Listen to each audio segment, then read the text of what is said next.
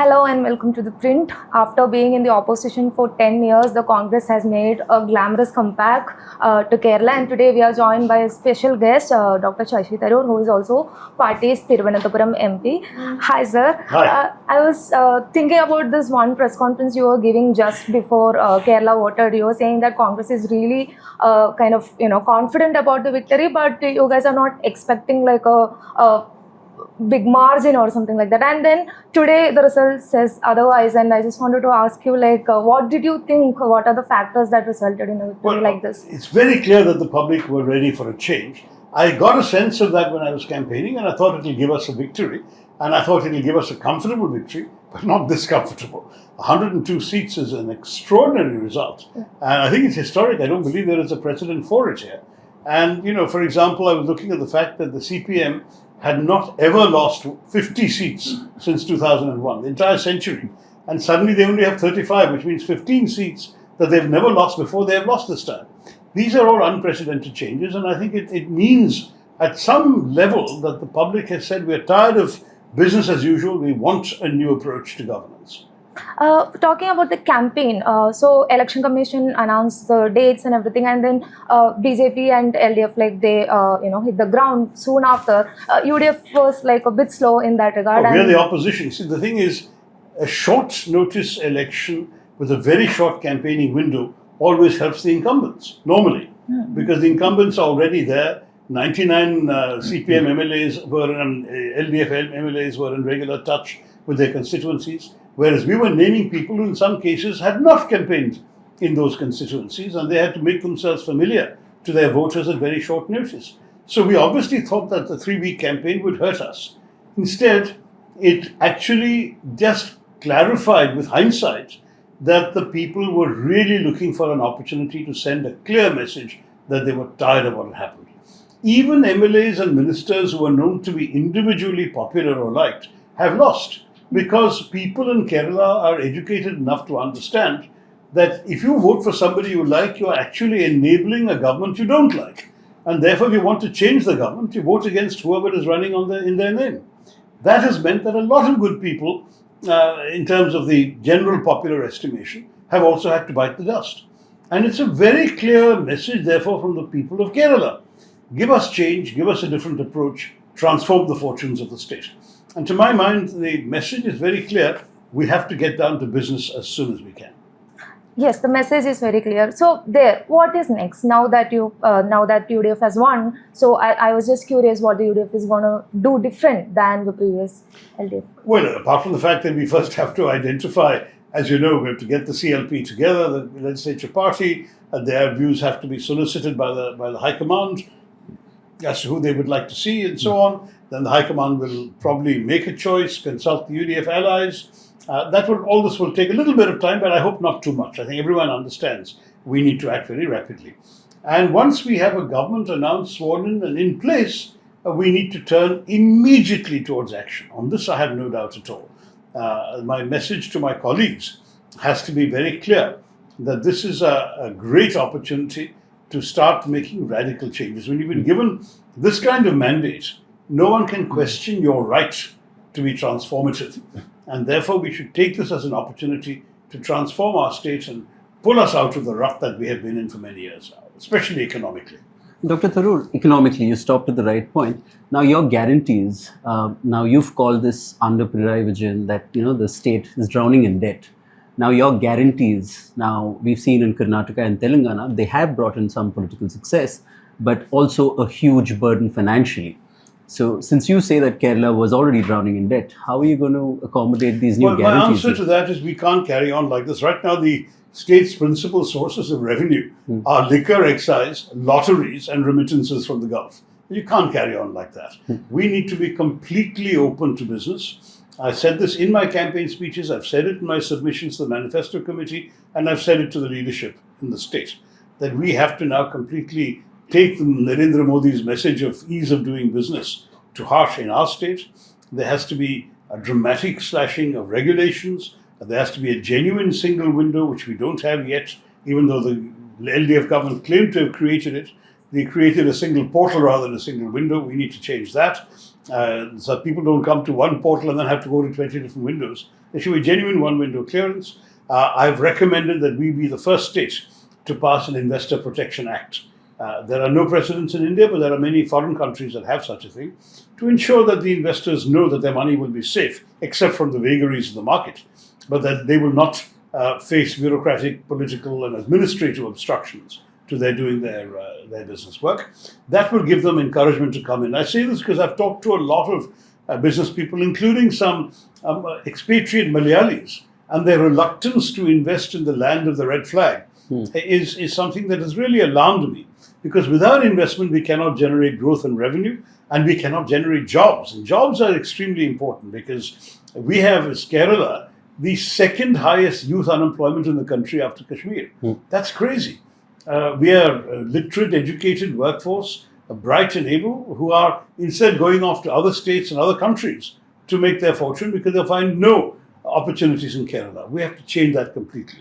So I'm strongly advocating all this. I have been publishing extensively in the national media about Kerala's development choices. And I've shared some of this with my Kerala colleagues. And I would certainly be pushing for this kind of approach. We need to ban hartals, which are a blight on the state's reputation, Investor Protection Act, certain openness to new technologies, from biogenetics, which is a completely new field, biotechnology and other variants thereof, to even things like space, where now the government has passed a law that has opened up space to the private sector.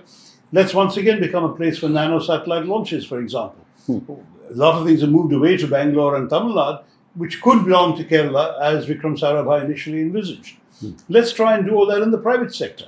The left might not have done it because of their ideology. We should come in with a different approach and do it now.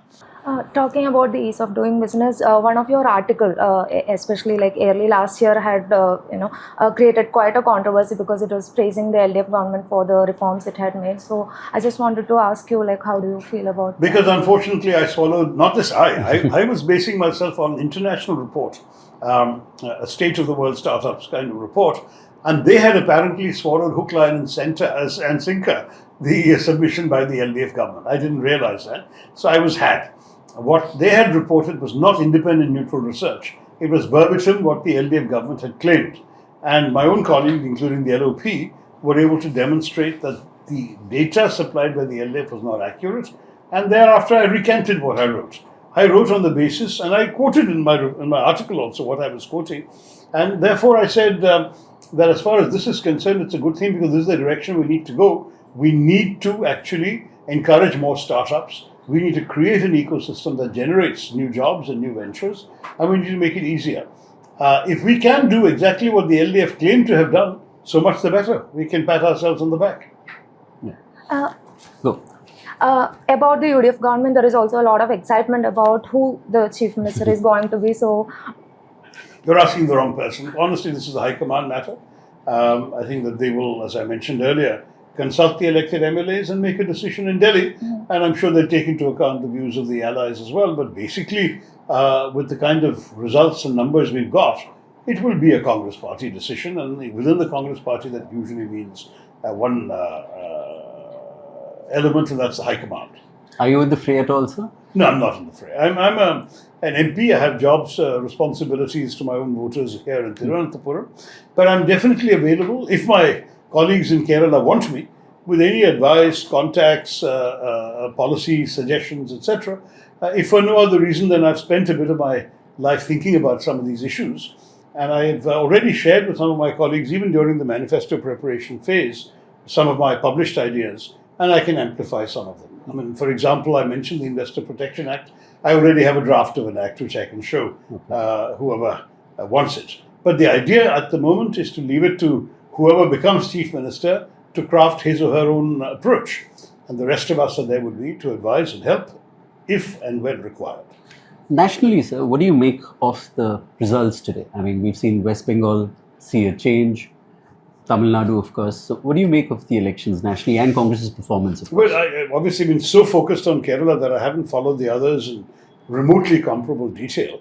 I don't think Assam was a big surprise, so maybe the scale of our results was disappointing. I think we might have expected to get more seats and still lose, but I don't think that we were predicting a victory in Assam. Similarly, in Puducherry, that was fairly predictable. But both Tamil Nadu and Bengal, I think there is some surprise about the way the results were. In Bengal, 10 years ago, the BJP entered the 2016 elections as a zero-seat party, which is what we call them here. But by 2016, they went from 0 to 8. By 2021, they'd gone to 77. By 2026, they won 192. Now, that's an extraordinary growth rate, which you won't find too many examples of in the history of democratic elections in India. As far as TVK is concerned, it's quite astonishing to be a brand new party, full of people who've never contested before, headed by somebody who's never fought an election before, and suddenly become the largest single party in the assembly. I know N.T. Rama Rao did it back in 83 in Andhra, but that's about the only precedent that one can think of, because MGR is not really a president. He was already in the United DMK before he founded the ADMK. And then the election was 5 years after he founded it, so he had time to establish a different pattern. In the case of TVK, this is genuinely extraordinary. And the last example we can find like this would indeed be N.T. Rama Rao. Maybe you could say Aam Aadmi Party, but a much smaller sample there, a 7 parliamentary seat state as opposed to a 40 parliamentary seat audience.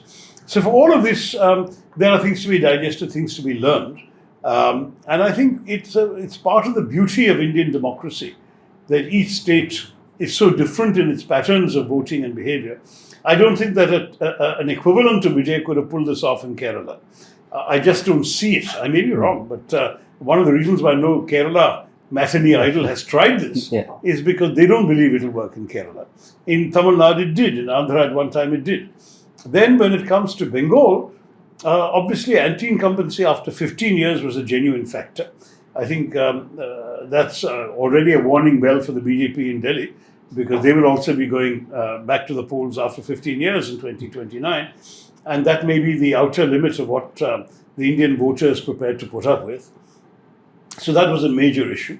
But at the same time, the BJP's extraordinary organizational and electioneering skills have to be appreciated and studied. They are very, very disciplined and organized when it comes to conducting elections, meticulous in their work, and of course extremely well financed and resourced. So all of this together made them a formidable contender in ways that would be hard for all of us to replicate, but we can certainly study it and see what we can do elsewhere.